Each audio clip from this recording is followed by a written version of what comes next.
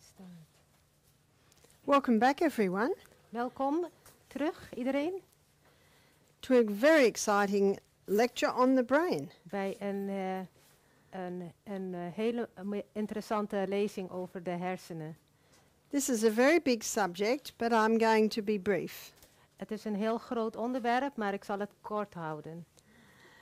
To understand dementia and Alzheimer's, Om dementie en Alzheimer, de ziekte van Alzheimer, te begrijpen, which is intricately linked with rewiring the brain, dat is dus verbonden met het herbedraden van de hersenen, we need to look at the smallest component in the brain, which is the nerve cell. moeten we naar de kleinste eenheid in de hersenen bekijken en dat is de zenuwcel. And understanding how that nerve cell works, En als je weet hoe deze zenuwcel werkt, we can begin to understand what's happening with Alzheimer's and dementia. dan begrijp je een beetje wat er gebeurt als je dementie hebt of de ziekte van Alzheimer. It's also important to have a look at the brain Het is ook belangrijk om naar de hersenen te kijken and to understand that the front part of the brain is where we make our decisions. en om te begrijpen dat in het voorste gedeelte van de hersenen wij onze beslissingen maken. This is where reason, intellect, Dat is waar de reden zit, de intelligentie judgment and will en het beoordelingsvermogen en de wil. take place. So all of these four functions basically happen in the front part of the brain. Al deze 4 functies die zitten in het voorste gedeelte van de hersenen. I will be going into a little bit more detail on Saturday morning about that. Zaterdagmorgen ga ik daar wat meer in detail op in. But when someone has dementia or Alzheimer's, Maar als iemand de ziekte van Alzheimer heeft of een andere vorm van dementie, their reason, intellect and judgment are sadly lacking. ja, dan functioneert het voorste gedeelte van de hersenen niet. And what they have found in cases of Alzheimer's and dementia En wat ze gevonden hebben in de ziekte van Alzheimer en dementie, is that there are amyloid plaques built up in the front part of the brain. is dat er amyloïde plaques gevonden zijn in de frontale hersenen. And these are like little calcified deposits in the front part of the brain. Het zijn als het ware verkalkte stukjes, kalkafzettingen. I'm going to show you how you can prevent that build-up. En ik zal vertellen hoe u dit kunt voorkomen. Isn't that good news? Is dat geen goed nieuws? But what I'm about to say next you may not like. Maar wat ik nu ga zeggen vindt u waarschijnlijk niet zo fijn. Because one of the biggest reasons for that build-up is lack of sleep. Want een van de meest voorkomende oorzaken dat dit niet goed functioneert is slaaptekort. So to understand how this happens, let me explain. Laat ik dat nader uitleggen. There are two different basic happenings in the brain every night. Er zijn 2 belangrijke dingen die elke nacht gebeuren in de hersenen. And they discovered this by monitoring the eyes at night. En ze hebben dit ontdekt door de ogen te onderzoeken, 's nachts. And these two cycle every 90 minutes. Ja, en deze 2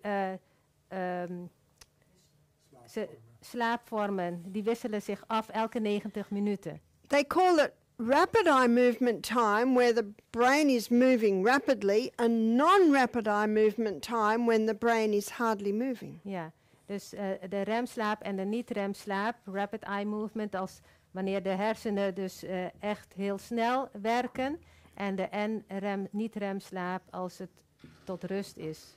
In non-rapid eye movement time, there's a courier system taking our short-term memory to our long-term memory unit. In de niet-remslaap is er een courierssysteem wat onze ja, precies. Wat onze gegevens van het korte geheugen opslaat in de lange termijn. So all through the day, everything that happens to us is being stored down here in the hippocampus. Ja, gedurende de dag, alles wat er gebeurt, wordt opgeslagen hier in de hippocampus, achter in het hoofd. And then in non-rapid eye movement time of the night, there's a courier system that takes it up to the top part of the brain. Ja, en in de nacht, in de niet-remslaap, dan is er een transportdienst die dat brengt naar het andere deel van de hersenen. That's called the long-term storage unit. Ja, de lange termijn opslag. But there's also a cleaning system. Er is ook een opruimdienst. And that cleaning system is vital in preventing the build-up of amyloid plaques. En de opruimdienst is van belang in de vorming van die afzettingen. In het voorkomen van de afzettingen. In the rapid eye movement time, there's a filing of our memories. Tijdens de remslaap worden ons geheugen opgeslagen, opgeborgen of netjes geordend. And this is also in rapid eye movement time where our dreaming happens. En ook in deze remslaap dromen wij. So let's have a look at how this works in the night. Laten we bekijken hoe dit 's nachts verloopt. So remember they happen in 90-minute cycles. U weet dat het dat het een cyclus is van 90 minuten. So we're going to start, or we're going to look at the undisputed recommended optimum performance or optimum sleeping is 8 hours a night. Ja, we kijken dus waar we dus de optimale 8 uur per nacht slapen. So, and we're going to have a look at what time of the night these are all active. We kijken welk uur van de nacht deze processen zich plaatsvinden. So, from 9 to 10:30, rapid eye movement takes up 80% of the time. Tussen 9 en half 11 heb je 80% niet-remslaap. Whereas rapid eye movement only takes up 20%. En de remslaap is maar 20% daarvan. So when it comes to 10:30 to midnight, En tussen half 11 en 12 uur, non-rapid eye movement takes up 60%, rapid eye movement 40%. ja, is de niet-remslaap, de verhouding tussen niet-remslaap en remslaap 60% en 40%. From midnight to 1:30 a.m., it's 50-50. Van 12 uur tot half 2 in de ochtend gaat het gelijk op. From 1:30 to 3 a.m., then it's 40-60. Van half 2 tot 3 uur in de ochtend is de verhouding 40-60%. And then the last 2 hours of the night, 3 to 5 a.m., rapid eye movement only takes up 20%, whereas, non-rapid, 20%, rapid eye movement, 80%. Van 3 tot 5 heb je de verhouding van 20% en 80%. 80% rapid eye movement, remslaap. So when does most of the cleaning happen? Wanneer is dus dat het meeste opgeruimd wordt? Welk deel? In the early part of the night. In de vroege tijd, dus vroeg in de avond, in de nacht. And because of technology, that's computers, phones, television, many people aren't getting to bed till midnight. Ja, vanwege de technologie slapen niet veel mensen voor middernacht. In Australia, there's 1,200 cases of dementia diagnosed every week. In Australië zijn er 1200 diagnoses van dementie elke week. That's alarming. Dat is alarmerend. That's in a brain that God never designed to deteriorate. Ja, en dat in een hersen wat God niet zo bedoeld heeft. It's really a problem that has arisen since the electric light. Dit probleem is voor een groot deel het gevolg van de elektriciteit. Where many turn night into day. Waar heel veel mensen de dag en nacht omkeren. So 2 illustrations of this is Margaret Thatcher, the UK's famous lady prime minister.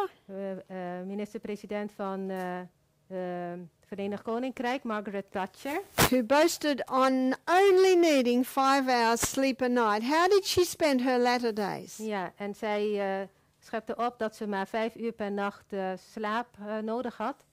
En hoe kwam ze haar laatste jaren door? With severe dementia. Met ernstige dementie.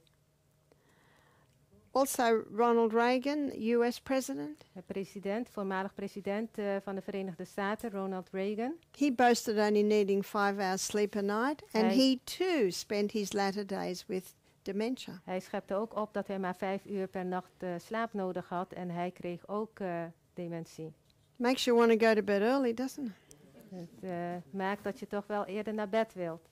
So when we have a full 8 hours every night, Dus als wij elke nacht 8 uur slapen, especially in these early hours, en vooral in deze vroege uren, that cleaning system prevents the development of amyloid plaques. ja, maakt dat het schoonmaaksysteem dus voorkomt dat je de kalkafzettingen krijgt, de amyloïde plaques.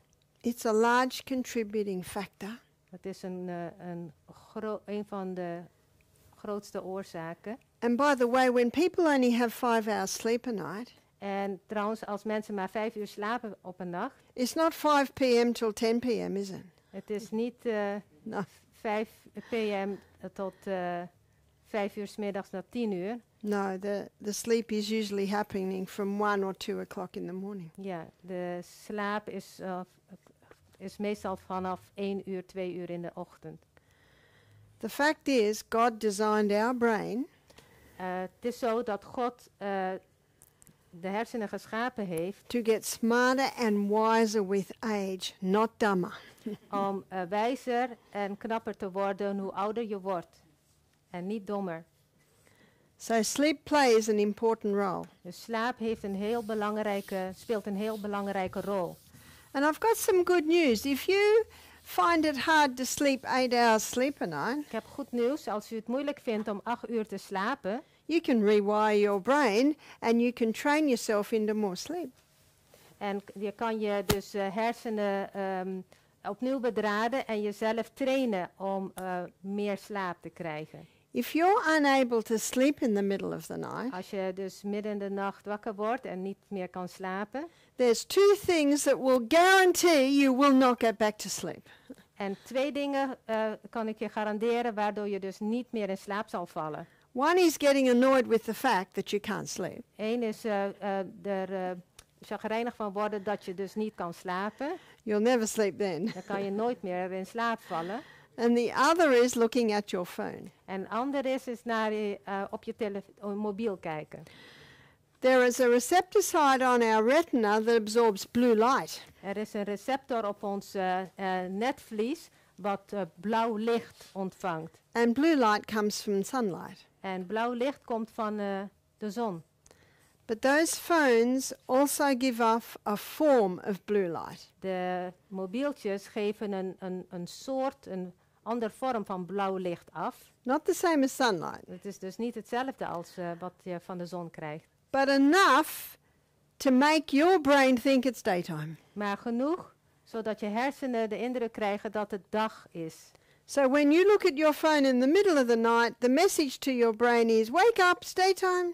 Ja, dus als je dus midden in de nacht op je mobieltje krijgt, dan krijgen de hersenen het berichtje van opstaan, het is tijd, het is dag.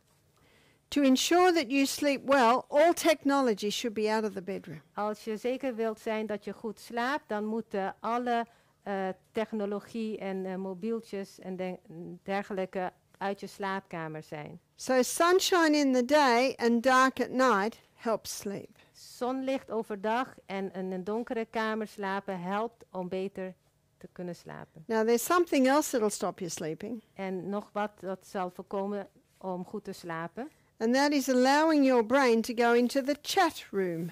En je hersenen toegang geven tot de chatroom. My brain tries to go there all the time. Mijn hersenen willen graag daar zijn. Now I'm going to do this, and I'm going to plan this, and I'll make a garden there, and I'll sow this. Ja, dus je denkt aan dingen die je moet doen. En ja, dat heeft zij heel makkelijk. Solving all the problems of the world. Alle problemen van de wereld oplossen. So how do you get out of the chat room? Dus hoe kom je dus daar vanaf? There's a few ways you can get out of the chat room. Er zijn een paar oplossingen. One is singing songs in your mind. En één daarvan is zingen in je gedachten. Another is lying there and listing all the things in your life that you're thankful for. En ander is denken aan alle dingen waar je dankbaar voor bent. It's called the attitude of gratitude. Dus de houding, de dankbare houding. Ja. It rhymes in Australian, it might not rhyme in Dutch. One lady told me that she'll lie there and she'll think of someone from her childhood, her great auntie that she just loved, and she'll think about all the nice things about her great aunt. Een dame vertelde me dat ze dan denkt aan haar oud-tante en de mooie dingen en dingen waar ze van hield. Or think about maybe a holiday that you had that you really enjoyed. Of denk aan een vakantie wat je heel fijn gevonden hebt, waar je van genoten hebt. And go through every point. En ga daar gedetailleerd over denken. See, what will is choice. De wilskracht is keuze. And you can actually choose what you think. En je kan ook kiezen waar je aan denkt. And remember, practice makes perfect and practice makes permanent. Ja, dus oefening baart kunst en oefening maakt permanent. Dat zijn van die Engelse gezegden. So when I discovered the importance of 8 hours a night, Toen ik dat ontdekte, dat het belangrijk was om 8 uur te slapen per nacht. I read a book called Why We Sleep by Dr. Matthew Walker. En Matthew Walker heeft een boek geschreven, Waarom wij slapen. I was having about 6 hours sleep a night. Ik sliep 6 uur per nacht. And he shows in the book that 10 nights of 6 hours sleep a night, En hij liet zien dat 10 nachten van 6 uur per nacht 50% less cognitive performance, 50% less physical performance. heb je 50% minder mentale capaciteit, vermogen en 50% minder fysieke kracht. I decided to train myself into 8 hours. Ik heb besloten om mijzelf te disciplineren om 8 uur per nacht te slapen. One of the things I love to do is memorize. En iets wat ik heel fijn vind om te doen is memoriseren. My grandmother had memorized hymns and poems and sections of the Bible. Mijn grootmoeder die kon psalmen, gezangen en delen van de Bijbel uit haar hoofd opzeggen. She was my inspiration. Zij was mijn inspiratie. She died at 99. En ze werd 99. And so if my brain can't sleep and it's trying to go in the chat room, I'll just start reciting things I've memorized. Ja, en als ik dus niet kan slapen en ik plannen dreig te gaan maken voor de volgende dag, dan ga ik memoriseren.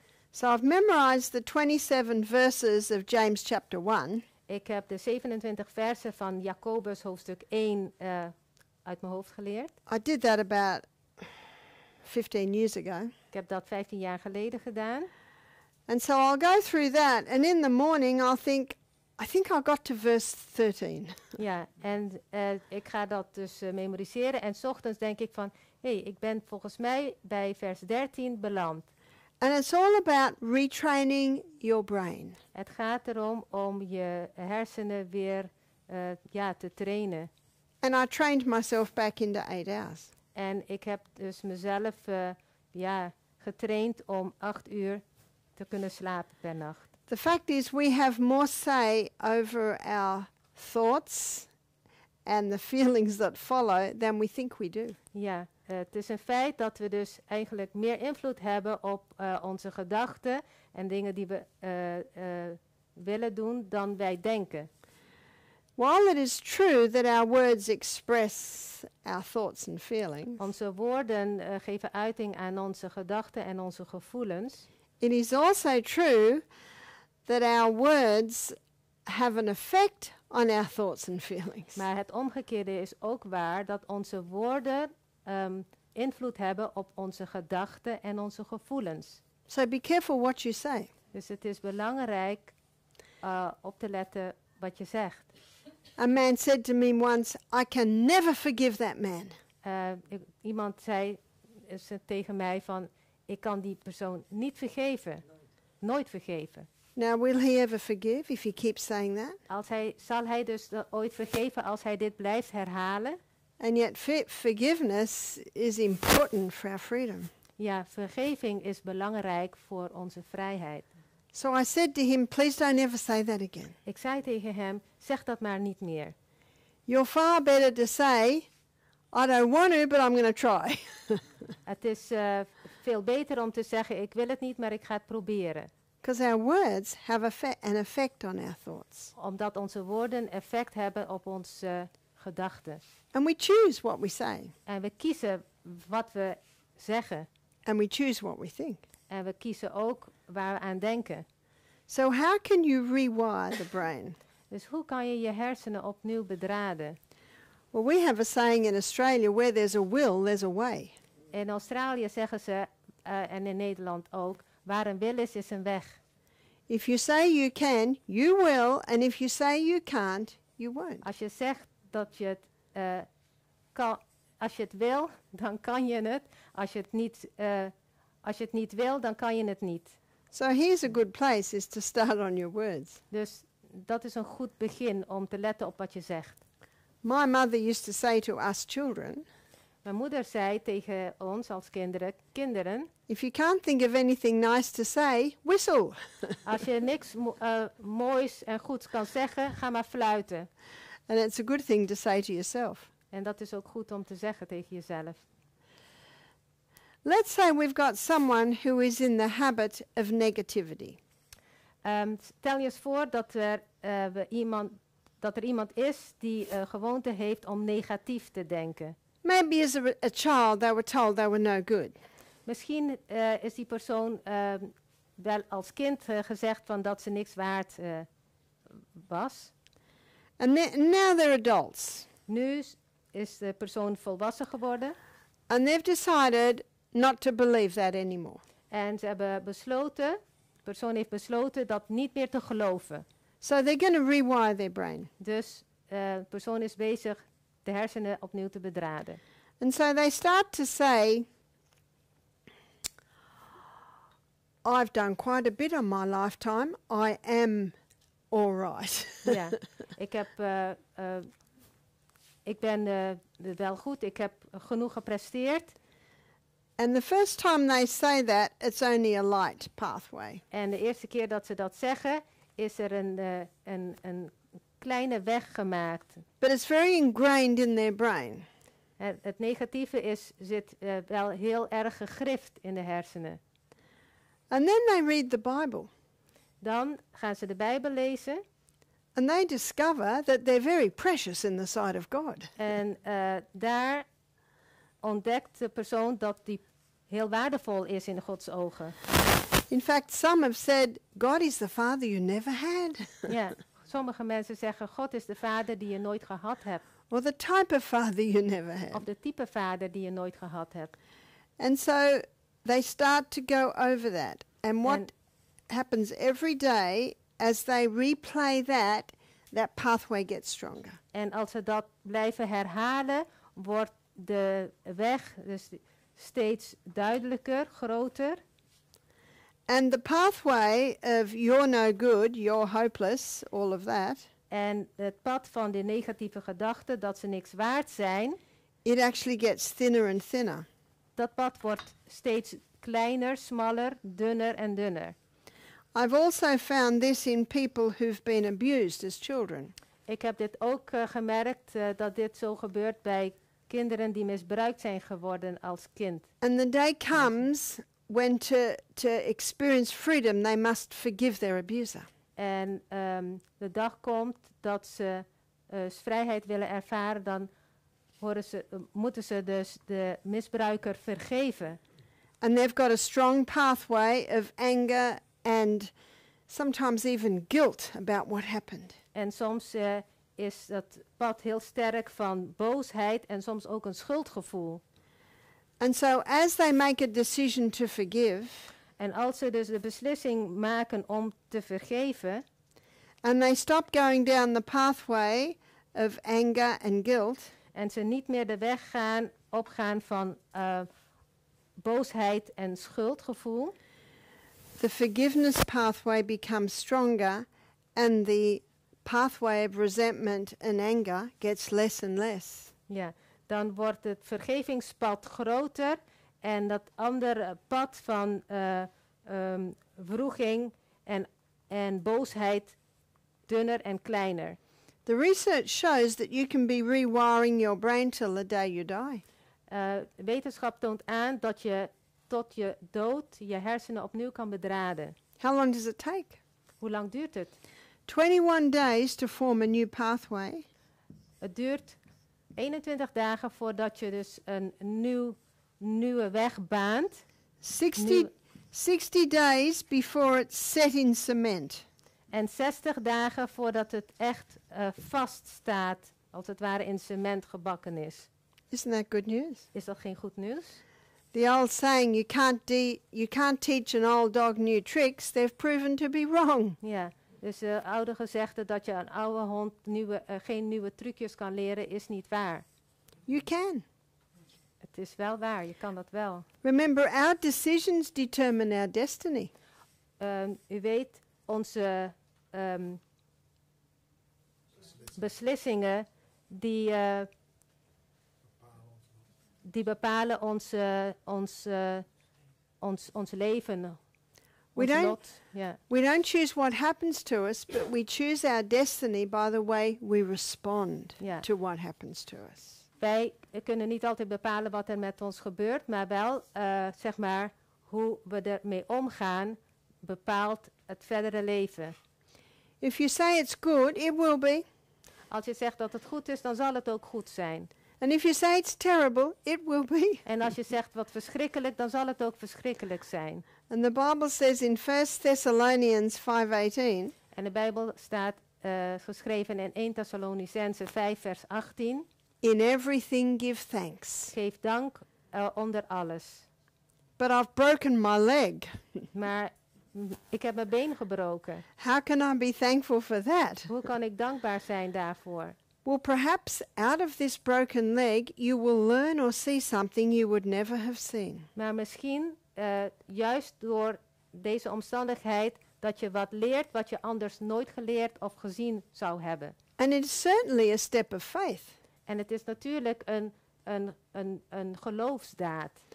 I don't like it, I don't understand it, but I'm going to thank God because I trust him. Ja, ik vind het niet fijn en ik begrijp het niet, maar ik kies ervoor om God te danken, om dankbaar te zijn, omdat ik hem vertrouw.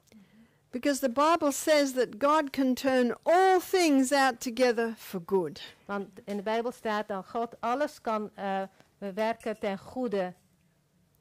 For those that love him, for those who are called according to his purpose. Voor degenen die van hem houden, die geroepen zijn. That's found in Romans 8:28. Dat vind je in de Romeinen 8:28. I'm just very thankful for God that he gave us a changeable brain. Ja, ik dank God dat hij ons een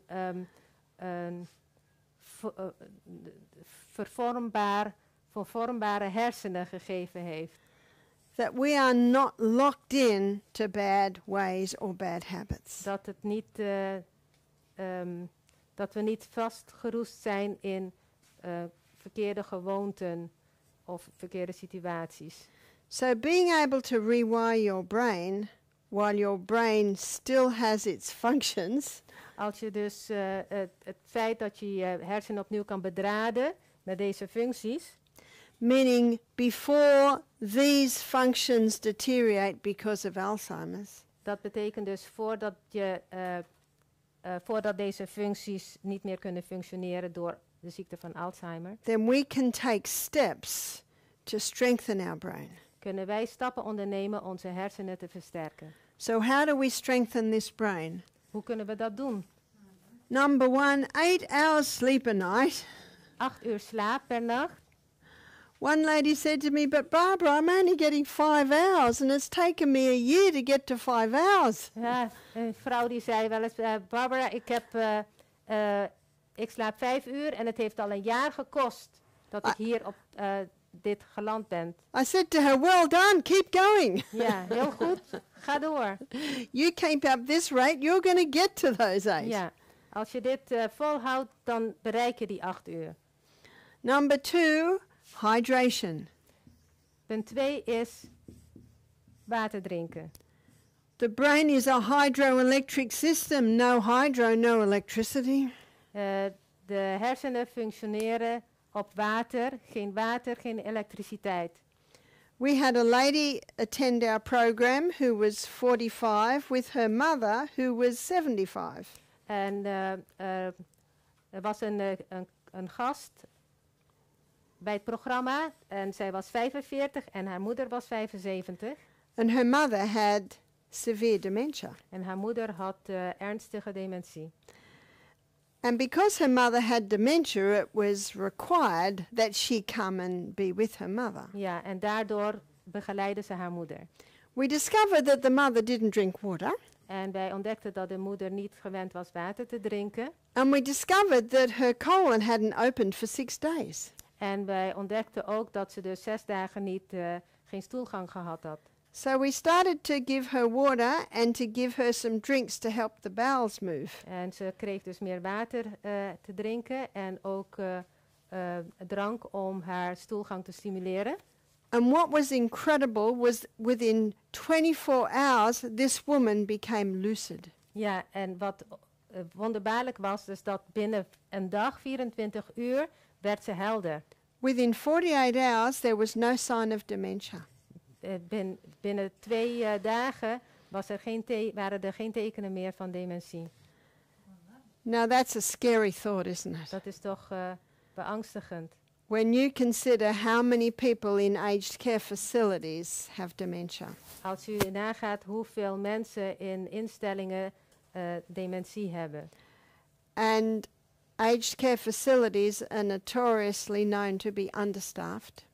En in de instellingen is er vaker meer onderbezetting dan te veel bezetting. It's virtually impossible for them to ensure that everyone's drinking water. Het is haast onmogelijk dat personeel het daarop toeziet dat iedereen genoeg water drinkt. And when you ask someone with dementia if they've drank any water, En we weten dat iemand dementie heeft als ze genoeg drinken.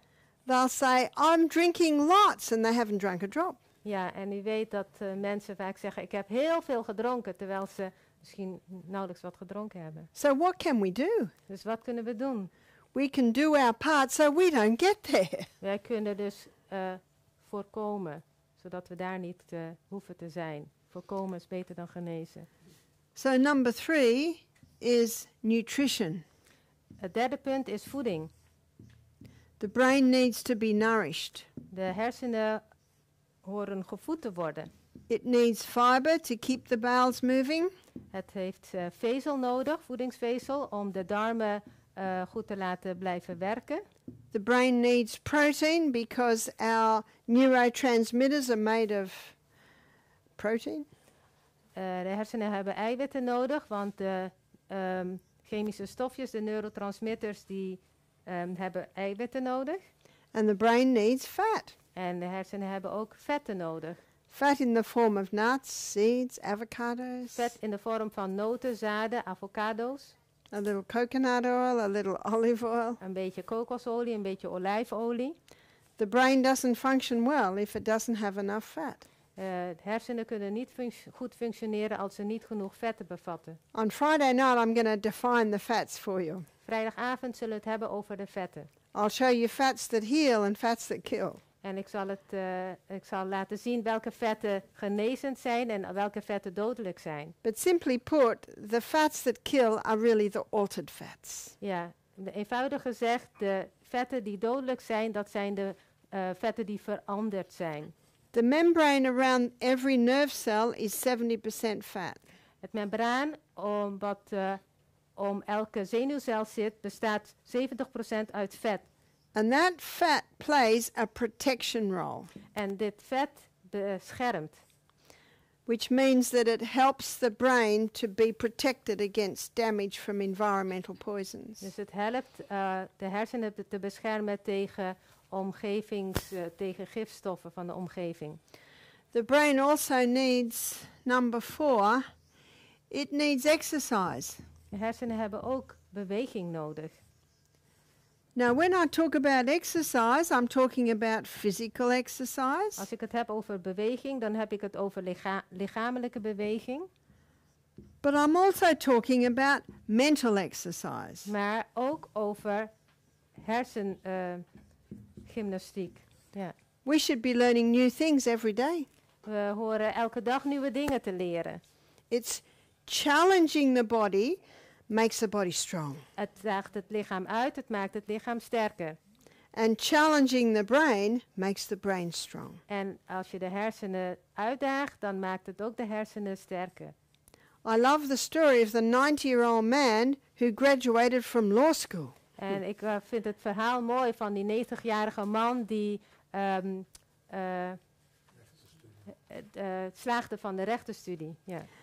And I also heard of a 92-year-old man who learned to play the piano. En ik heb ook het verhaal gehoord van een 92-jarige man die piano leerde spelen. So there are 3 specific things that are the most powerful at strengthening the brain. Er zijn 3 specifieke dingen die heel sterk de hersenen versterken. One is learning a musical instrument. 1 is een muziekinstrument leren spelen. Remember, where there's a will, there's a way. U weet, waar een wil is een weg. The second one is learning a new language. Het tweede is een nieuwe taal leren spreken. Might be time for me to learn Dutch and time for you to learn English. Ja, misschien tijd voor mij om Nederlands te leren en voor u om Engels te leren. And the third one is memorizing the Bible. En de derde is Bijbelteksten memoriseren. A good place to start is the things you love. En een goede start is te beginnen met de dingen die je fijn vindt. I'll give you one that I love. Ik hou van And it's found in Isaiah 26 verse 3. Jesaja 26 vers 3. God will keep him in perfect peace. He whose mind is stayed on God because he trusts in God. Volkomen vrede heeft degene die op God vertrouwt. Kort gezegd.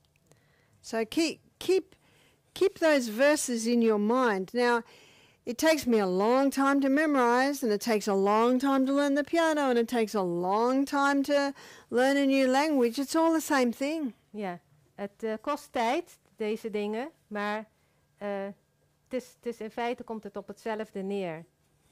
Yeah, it takes me about 21 days to really get that verse into my brain, and 60 days before it's in cement. Ja, het kost mij ook 21 dagen voordat ik de tekst gememoriseerd heb en 60 dagen voordat het echt ingegrift is in mijn hersenen. Same with learning a new language, same with learning a musical instrument. Maar ook als je een andere taal leert of een muziekinstrument leert bespelen. It's just going over it and over it and over it and over it. Maar de herhaling is de Again moeder and van again and again. de meester. So many people's brains deteriorate through lack of use. Ja, heel veel hersenen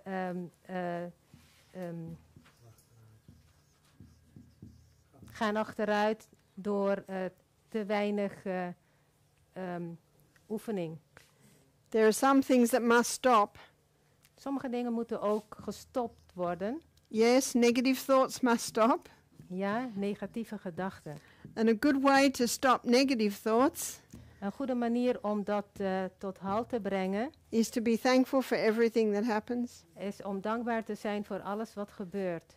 and learn to laugh more. En leren om meer te lachen. Proverbs 22:17 says, a merry heart doeth good like a medicine, Spreuken 17:22 zegt, een vrolijk hart is als een medicijn. but a broken spirit dries up the Maar een bones. verslagen geest verdort de botten. I think it dries up the brain too. En ik denk ook dat het je hersenen verdort. What also must stop is anything that will damage the brain. Alcohol, Wat je ook, waar je ook moet stoppen is alles wat schade brengt aan de hersenen, zoals alcohol, drugs, tobacco, drugs, nicotine, you mean drugs, medicines? all drugs. Ja, alle medicijnen en andere, drugs.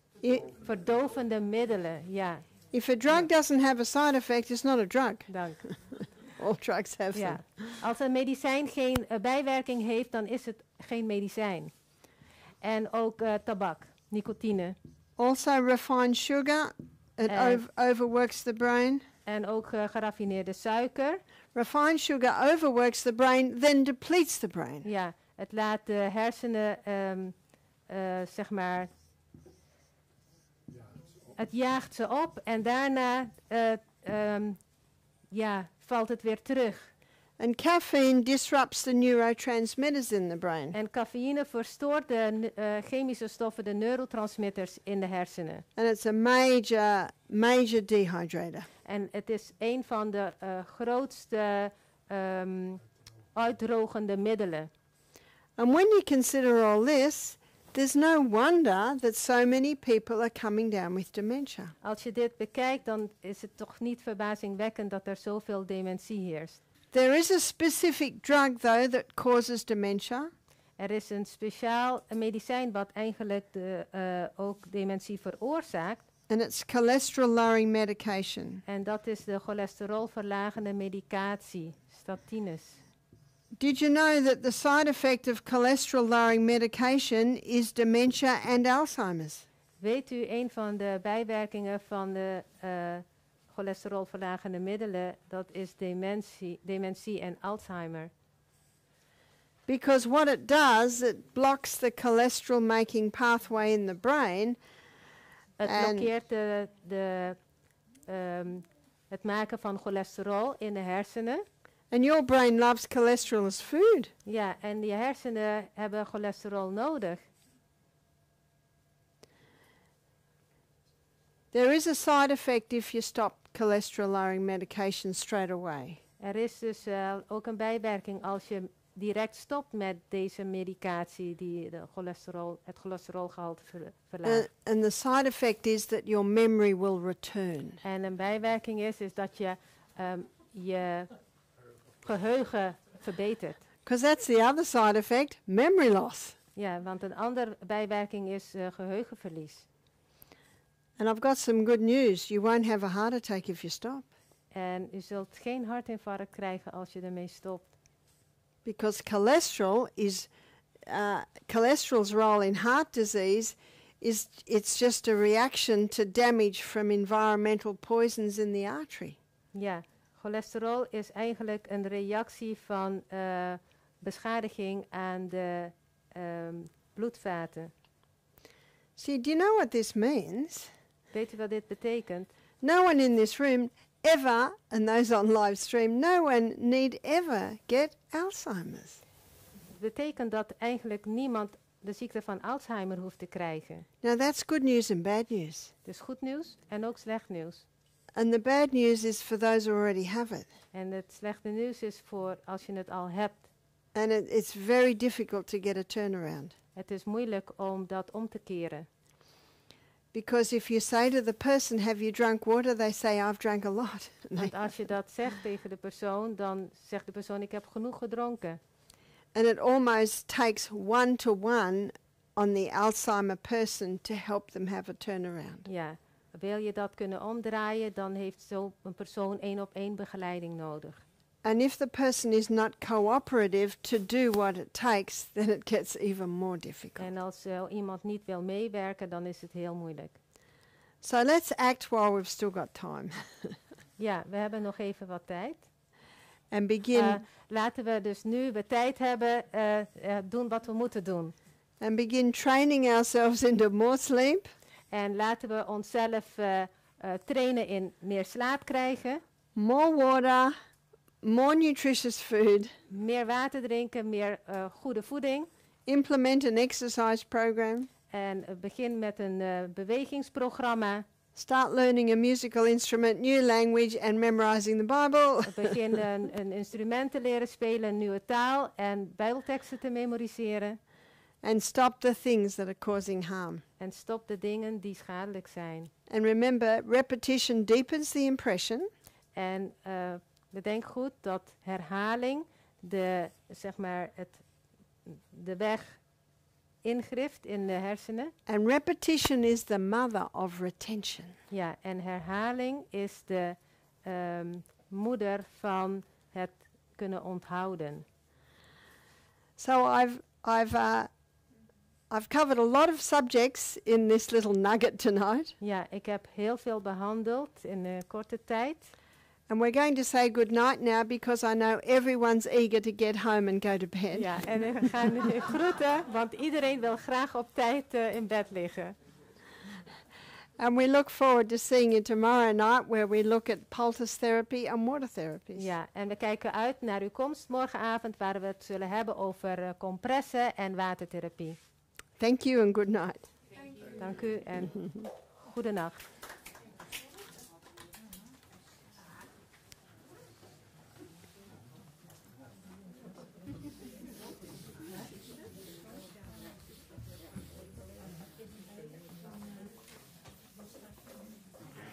Definite time to go to sleep. Yeah.